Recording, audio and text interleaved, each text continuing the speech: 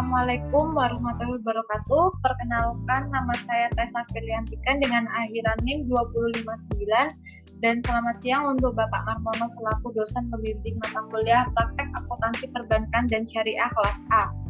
Di sini saya akan mempresentasikan materi tentang akuntansi kas, penempatan pada Bank Indonesia, clearing, dan pajak. Yang kalian ketahui, akuntansi kas adalah mata uang, kertas, dan logam baik dalam valuta rupiah maupun valuta asing yang masih berlaku sebagai alat pembayaran yang sah. Transaksi internal bank syariah dapat dibedakan atas dua jenis, yaitu tanpa menggunakan kas kecil dan menggunakan kas kecil. Akuntansi kas kecil pada bank dapat menggunakan sistem dana tetap, yang disebut dengan impress pound system, maupun sistem dana berfluktuatif atau yang disebut dengan fluctuating system. Selanjutnya di sini ada kasus transaksi kas. Pada tanggal 1 Maret 2022 dibentuk dana kas kecil sebesar Rp500.000. Pada tanggal 3 Maret 2022 dibayar biaya konsumsi rapat sebesar Rp40.000. Pada tanggal 7 Maret 2022 dibayar biaya bahan bakar mobil kantor sebesar Rp60.000. Pada tanggal 10 Maret 2022 dibayar biaya asuransi kas Insight sebesar Rp50.000. Pada tanggal 11 Maret 2022 dibayar biaya asuransi kas in transit sebesar Rp20.000. Pada tanggal 15 Maret 2022 dibayar biaya langganan koran dan majalah sebesar Rp40.000. Pada tanggal 23 Maret 2022 dibayar biaya listrik bulan terakhir sebesar Rp120.000.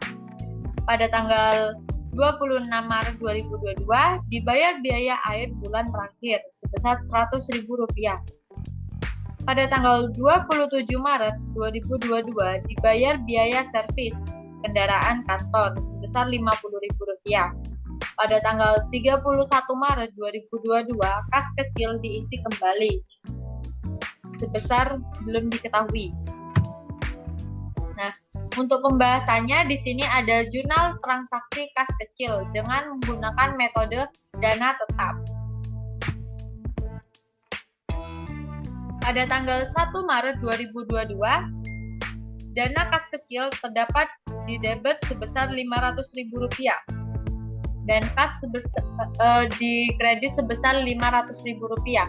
Pada tanggal 31 Maret 2022, beban konsumsi rapat terdapat di debit sebesar Rp40.000. Beban bahan bakar terdapat di debit sebesar Rp60.000. Beban asuransi cash in safe di debit sebesar Rp50.000. Beban asuransi cash in transit berada di kredit sebesar Rp20.000.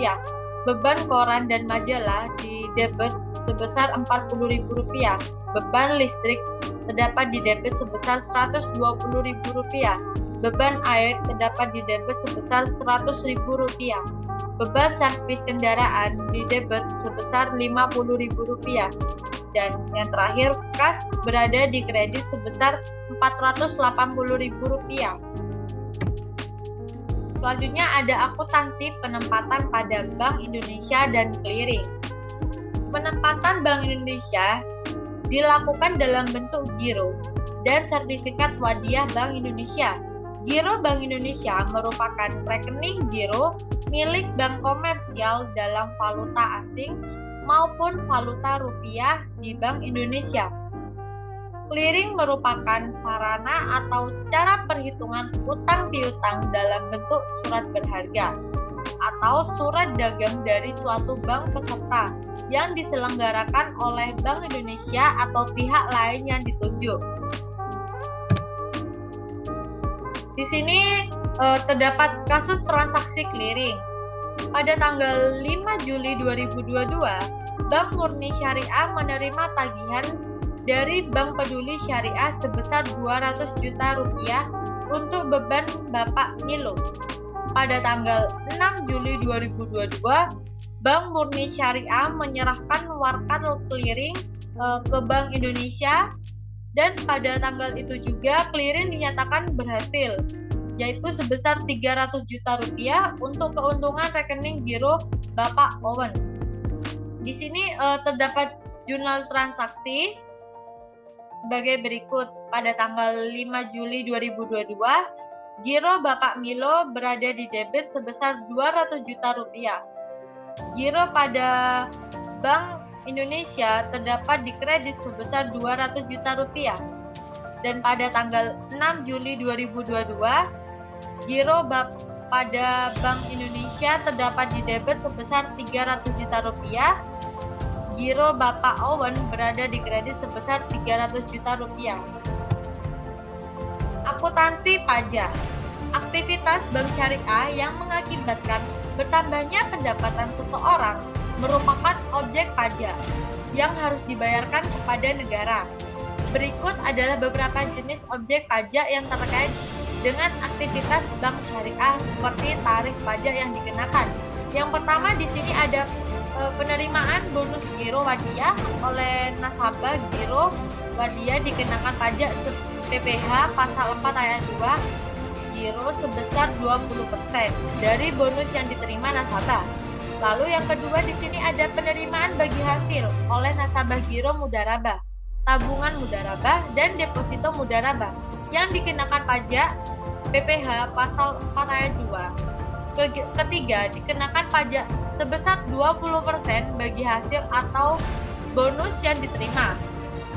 Lalu yang ketiga ada penghasilan yang diterima pegawai bank syariah dikenakan PPh pasal 21, perorangan dikenakan pajak sebesar 10%. Lalu yang keempat ada penghasilan bank syariah yang kena pajak dikenakan PPh pasal 21 badan.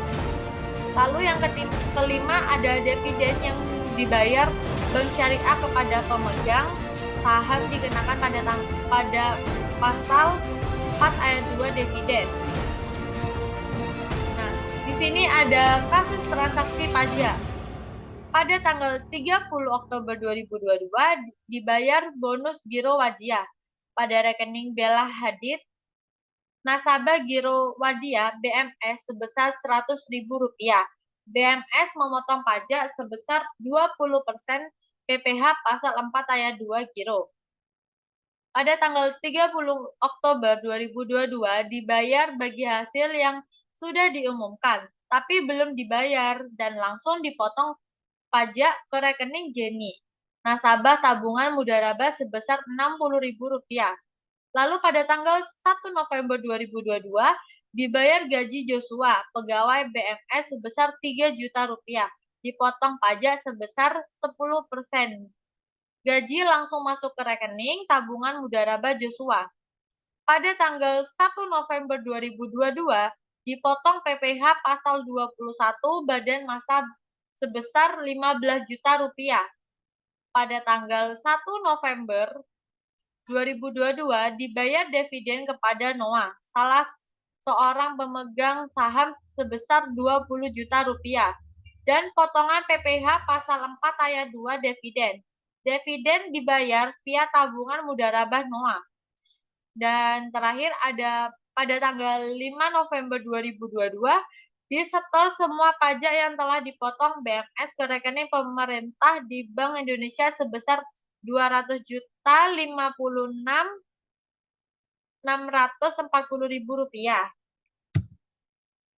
Di sini ada jurnal transaksi pajak. Pada tanggal 30 bulan 9 2022, beban bonus giro Wada terdapat di debit sebesar Rp100.000. Giro Wadiyah Nyonya Bella Hadid di kredit sebesar Rp80.000.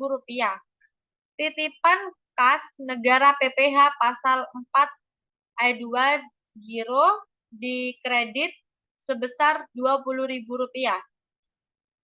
Pada tanggal 30 bulan 9 2022, hak pihak ketiga atas bagi hasil pada debit sebesar Rp60.000. Tabungan Mudharabah Nyonya Jenny berada di kredit sebesar Rp60.000. Tabungan Mudharabah Nyonya Jenny berada di debit sebesar Rp12.000. Titipan kas negara PPh pasal 4 ayat 2 tabungan di kredit sebesar Rp12.000. Pada tanggal 1 bulan 11 2022, beban gaji pada debit sebesar beban gaji pada debit sebesar 3 juta rupiah. Tabungan Mudharabah Tuan Joshua di kredit sebesar 2.700.000 rupiah. Titipan kas negara PPH pasal 21 di kredit sebesar 300.000 rupiah. Pada tanggal 1 bulan 11 2022, beban pajak pada debit sebesar 15 juta rupiah. Titipan kas negara PPH pasal 21 di kredit sebesar 15 juta rupiah. Tanggal 1 bulan 11 2022, dividen berada di debit sebesar 20 juta rupiah. Tabungan Mudharabah Tuan Noah di kredit sebesar 16 juta rupiah. Titipan kas negara PPH pasal 42 di dividen berada di kredit sebesar 4 juta rupiah. Dan yang terakhir, pada tanggal 5 bulan 11 2022, rupa-rupa titipan kas negara berada di debit sebesar 256.640.000 rupiah. Dan Bank Indonesia pada kredit sebesar 256.640.000 rupiah. Sekian presentasi dari saya. Apabila ada kata yang salah dan kurang baik untuk presentasi, saya mohon maaf. Wassalamualaikum warahmatullahi wabarakatuh.